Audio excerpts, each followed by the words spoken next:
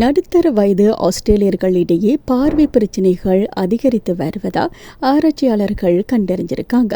இந்த வயது உள்ளவங்கள்ல சுமார் 72% பேர் மங்கலான பார்வையை ஏற்படுத்தக்கூடிய பிரஸ்பியோபியா அப்படிங்கிற நோயால பாதிக்கப்படுவதா சொல்லப்பட்டிருக்கு.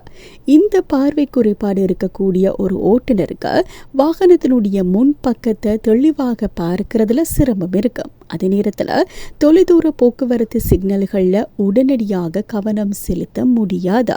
குறைந்த வெளிச்சத்துல சாலையில வாகனம் ஓட்டுவதில் இது கடுமையான தாக்கங்களை ஏற்படுத்தக்கூடும் அப்படின்னு சொல்லி ஆராய்ச்சியாளர்கள் சொல்லியிருக்காங்க.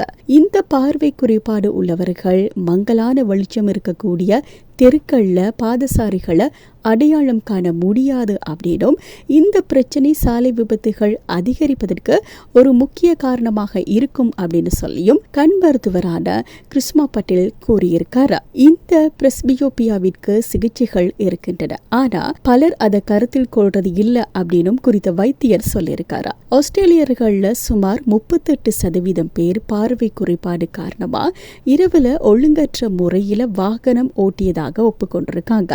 அதே நேரத்தில் குளிர் 2 மாதங்கள்ல நிலைமை மோசமடைய வாய்ப்பு உள்ளது அப்படின்னு சொல்லி ஆராய்ச்சியாளர்கள் எச்சரிக்கையும் விடுத்திருக்காங்க. பார்வை குறைபாடு உள்ளவர்களும் அதற்கான சிகிச்சை பெறாதவர்களும் இரவுல வாகனம் ஓட்ட வேண்டாம் அப்படின்னு சொல்லி அதிகாரிகள் வலியுறுத்தி இருக்காங்க.